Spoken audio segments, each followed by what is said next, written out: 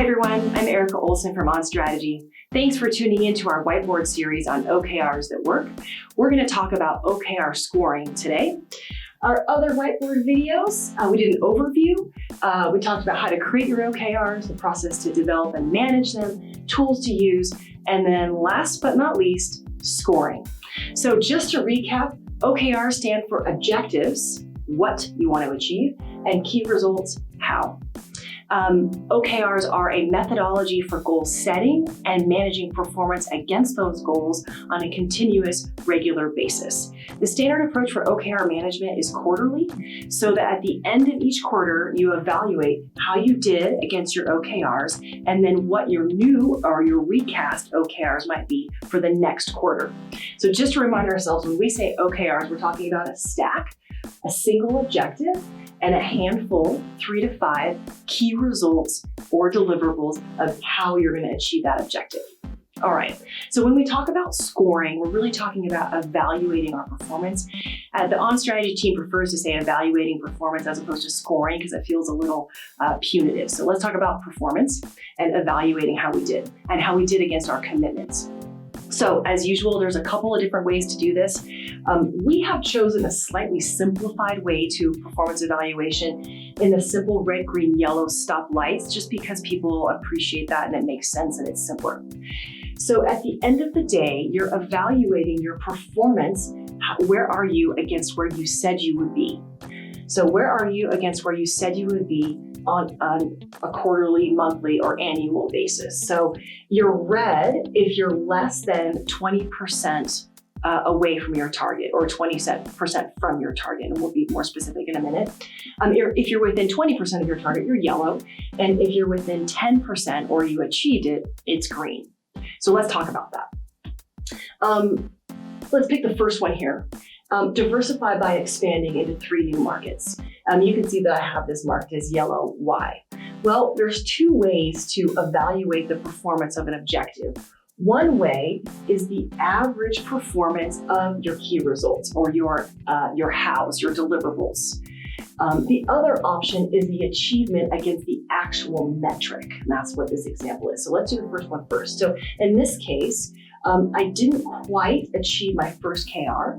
I did launch 1 custom offering, so I'm green, and I didn't acquire 3 new accounts. I only acquired 1. I'm way far away from that goal, so I'm red.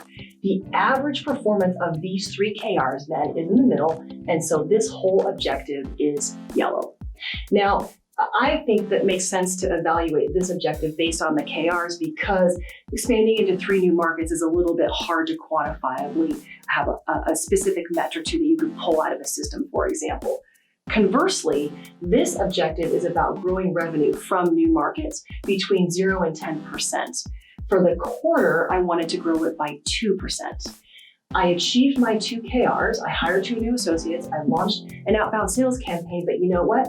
I only grew my revenue by 1%. In this case, I'm gonna use this type of evaluation and I'm gonna give myself a red because I'm way far away from the achievement of 2%, the target of 2%.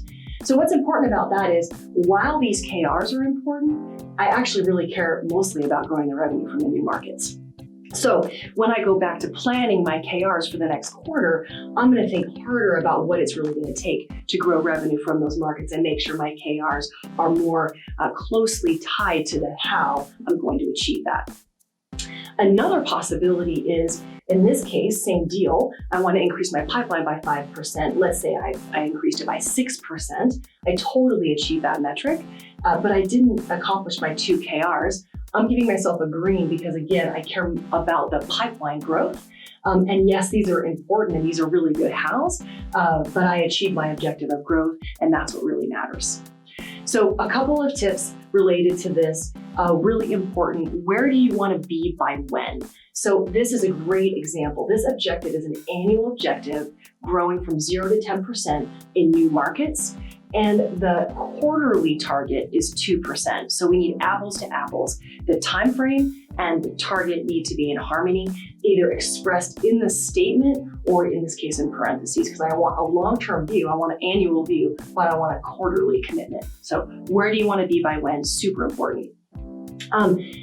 This work informs individual performance evaluations, but it's not the only thing. So that's a really important piece because you are hoping that some of these OKRs and objectives are aspirational and some are committed. It's important to be clear which is which. And that really speaks to this last piece here, which is if everything is green, you're kind of sandbagging.